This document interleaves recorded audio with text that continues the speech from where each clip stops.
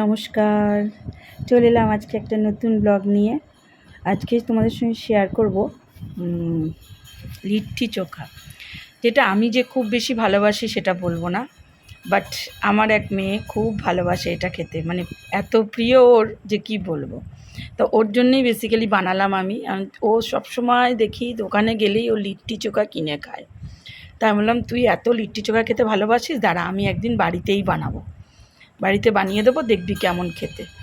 তো যেমন বলা তেমন কাজ, নেমে গেলাম লিট্টি চোখা বানাতে। দেখতেই পাচ্ছ, প্রথমে নিয়ে নিয়েছি ছাতু, তার মধ্যে দিয়ে দিলাম মিহি করে কুচোনো পেঁয়াজ, সঙ্গে লেবু এবং আদা রসুনও একদম কুচোনো, একদম যেটাকে বলে ম্যাশ করে দেওয়া, সেইভাবে দিলাম, একদম ফাইন কুচোনো। সেটা মিক্সিতেই আমি এক রাউন্ড ঘুরিয়ে নিয়েছি।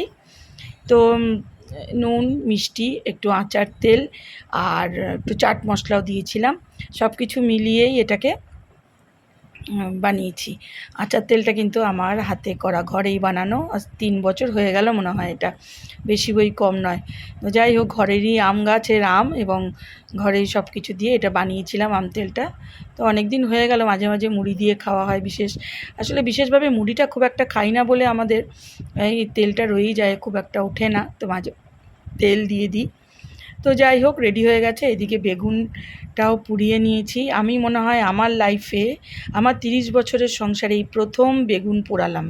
আমি কোনো দিন বেগুন পোড়াইনি এর আগে, বা টমেটোও কোনো দিন পোড়াইনি, কারণ আমি না বেগুন পোড়া খাই না টমেটো পোড়া খাই। জানি এটা অনেকের খুব প্রিয়, আমার বাবার যেমন মারাত্মক প্রিয়। বেগুন পোড়া মানেই আমার বাবা এক থাল ভাতও খেয়ে নেবে মনে হয়, আর রুটি দিয়ে তো কোনো কথাই নেই। শীতকাল মানেই তাদের কাছে বেগুন পোড়া।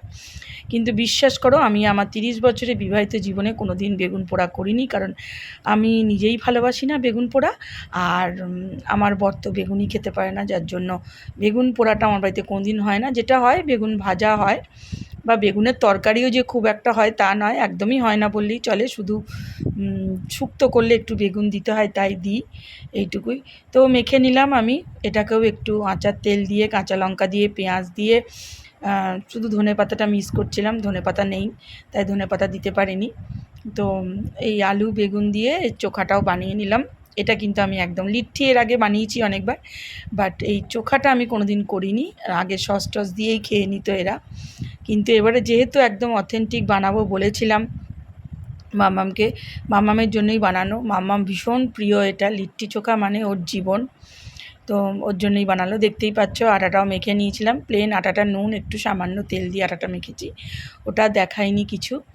আর এইবার এই যে বাটি বানিয়ে বানিয়ে তার মধ্যে এই পুরটাকে ঢুকিয়ে দিয়ে, তারপরে আপ্পাম কড়াইতেই আমি এটা করেছি।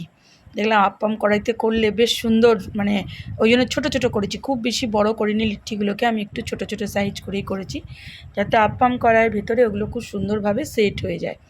তা আপ্পাম কড়াইটাকে একটুখানি প্রিহিট করে নিয়েছিলাম, আর দিয়ে দিয়েছিলাম সামান্য একটু করে ঘি, যাতে একদম পোড়াটা খুব একটা ভালো লাগে না, বেশ একটু ঘিয়ে চুবানো হলে খেতে বেশি ভালো লাগে।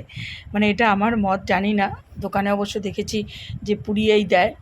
তো ওই জন্য আমিও সামান্য একটু করে ঘি দিয়ে দিয়েছিলাম আপ্পাম কড়াইতে, দিয়ে বানিয়ে ফেললাম লিট্টি।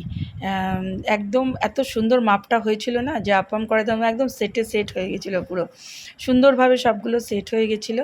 কিছুক্ষণ রেখে এটাকে একটুখানি চাপা দিয়ে রেখেছিলাম।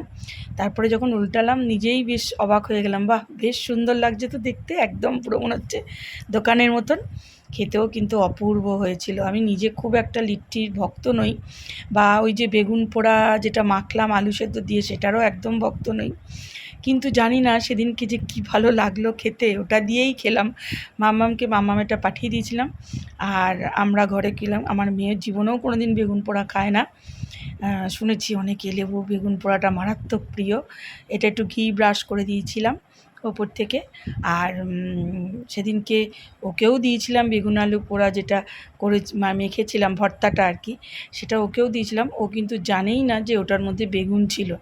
অনেক দিন পর আমাকে জিজ্ঞেস করছে, মা ওটার মধ্যে তুমি কি সেদিনকে জানো তো লিট্টি না দোকানে না বেগুন পোড়া দেয়, আমি ওই জন্য ওইটা নিই না। বললাম তো আমিও তো সেদিনকে বেগুন পোড়া দিয়েছিলাম। বলছি তুমি বেগুন পোড়া দিয়েছিলে? আমি বললাম হ্যাঁ। বলছি মা আমি তো বুঝতে পারিনি, ওই জন্যই আমার গা চুলকাচ্ছিলো। আমি বলছি এই এতদিন খাওয়া হয়ে গেছে, এতদিনে তোর মনে পড়লো যে তোর গা চুলকাচ্ছিলো? বলছি কি হ্যাঁ গো, আমি তাই ভাবছিলাম যে আমার মুখটা কেন লাল হয়ে গেল। কারণ তোর মুখটা লাল হয়েছে অন্য কারণে, লিট্টি চোখার জন্য নয়। যাই হোক, আমি একদম রেডি করে ফেলেছি। কেমন লাগলো বলো অবশ্যই।